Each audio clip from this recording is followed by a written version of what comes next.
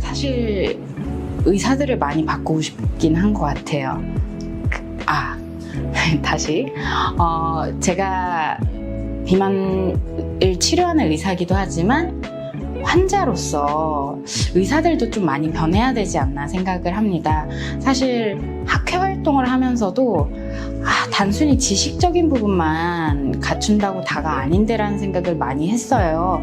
결국 그 compassion, 공감, 이런 부분이 굉장히 중요한데 그런 공감이라는 게 굉장히 사소한 것부터 시작이 되더라고요. 안녕하세요. 저는 서울에 살고 있는 가정의학과 의사 김유현입니다. 지금 가장 이제 많은 시간을 투자하는 건 역시 직업일 것 같고, 병원에서 많은 시간을 보내고, 또 제가 지금 따로 하는 활동들, 이제 유튜브라든지 이런 SNS 채널을 위한 확산, 그리고 사실 운동도 열심히 많이 하고 있어요. 왜냐면은 체중이 많이 나가다 보니까 그걸 지탱하기 위해서 몸이 튼튼해야 돼서 필라테스도 하고 있고, 그리고 일주일에 한 번은 걸그룹 댄스를 배우고 있습니다.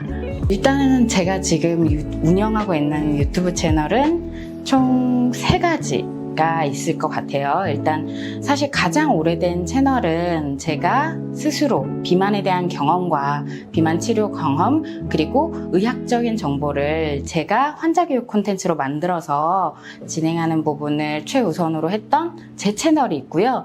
근데 사실 저 혼자만으로 부족하다는 생각이 좀 들었어요. 제가 아무리 좋은 이야기를 하더라도 저 혼자 하는 얘기가 어떻게 보면 많은 분들의 귀에 닿지 않을 수 있다고 생각을 해서 현재는 대한비만학회 그리고 대한가정의학회 유튜브 채널 역시도 제가 촬영과 편집 그리고 업로드를 하고 있습니다. 이거는 조금 다시 이게 제가 살면서 비만이라는 단어를 들었을 때 가장 처음에는 무력감 그리고 포기라는 걸 느꼈고, 그 다음에 이제 성인이 되고 특히 비만에 대해서 공부를 하면서 이제 비만의 치료에 대해서 알아가면서는 이게 기회라고 느껴졌어요. 기회라고 느껴지고 나처럼 힘들지 않게 도와줄 수 있는 사람이 되겠구나. 그리고 제가 의사이기도 하면서 비만에 대한 경험을 가지고 있고 그걸 꾸준히 나누고 있어서 나에게 특별한 브랜드를 만들어 주겠구나 라는 생각이 들어서 예전에는 안 좋은 의미의 네온 사인 같은 느낌이었다면 지금은 약간 나를 빛나게 해주는, 그렇지만 어쨌든 평생 함께 가야 할 그런 약간 복합적인 감정으로 발전한 것 같아요. 비만을 한 번도 경험해보지 않으신 분들 같은 경우는 비만이 가지고 있는 그 어려움을 정확하게 이해는 못하세요.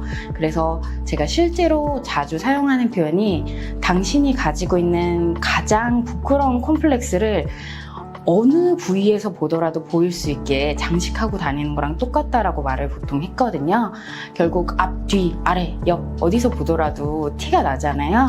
그 부분은 저의 모든 선택, 모든 생각 이런 거에 영향을 안 줄 수가 없더라고요.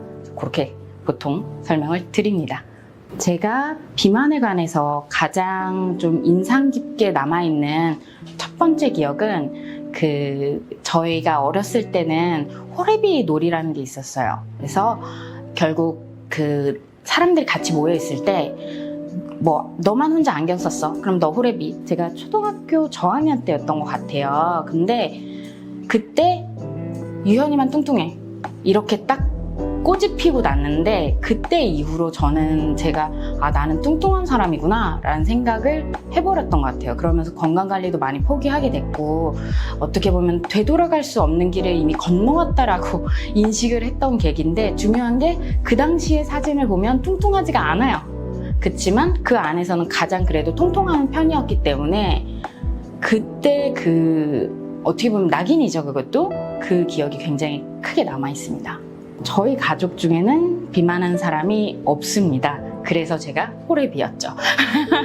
그래서 사실 그만큼 어떻게 보면 소외감도 많이 느끼고 더 많이 부족하다는 느낌을 받은 것 같아요. 소속감을 느낄 부분이 없고 나만 왜 이럴까라는 생각을 하면서 어렸을 때 참 많이 힘들었어요. 일단 실제로 제가 느끼기에 그냥 다른 사람이라는 분류를 안 하는 게 좋지 않을까라는 생각을 해요. 가족분들이든 친구든 결국에 예를 들어 음식을 먹는데도 야, 너 그거 먹는 게 나을까? 이런 얘기를 하면 이게 예를 들어 반려동물이 아니기 때문에 따로 뒤에 가서 먹을 수가 있어요. 그래서 그거를 그때그때 뭐 그렇게 하는 게 아니라 다 같이, 사실 이건 어렸을 때 특히 중요하다고 생각을 하거든요. 애가 통통하니까 야, 너만 식단 관리 좀 해. 너 더 운동해. 이게 아니라 우리 같이 건강하게 좀 먹어볼까? 맛있더라도 건강하게 먹을까? 오늘 우리 같이 운동을 좀 해볼까? 그래서 가족들과 함께하는 활동들, 일단 가족 안에서 충분한 소속감을 느낄 때 건강을 위한 노력을 할 수 있게 되지 않나 싶습니다.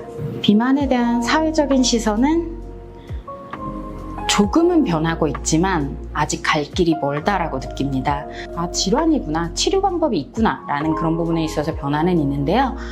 그리고 상대적으로 이제 또 제가 입은 옷 보시면 아시겠지만 플러스 사이즈 이런 의류도 예전에 비해서 훨씬 더 다양해지고 사람들이 그 예를 들어 진짜 그냥 번거지 같은 이런 옷들만 입는 게 아니라 다양한 의상들을 다양한 사이즈에서 조금 더 즐길 수 있게 된 건 맞지만 아직까지도 비만이 장기적인 치료가 필요한 질환이고 그리고 개인의 문제가 아니라 그리고 개인의 의지만에 달린 문제가 아니라는 부분은 알려줘야 되는 부분이 많이 남아있지 않나 싶어요. 어쨌든 내가 환자들한테도 제가 주로 설명을 하는 게 저의 경험으로는 결국에는 빼는 건 나예요.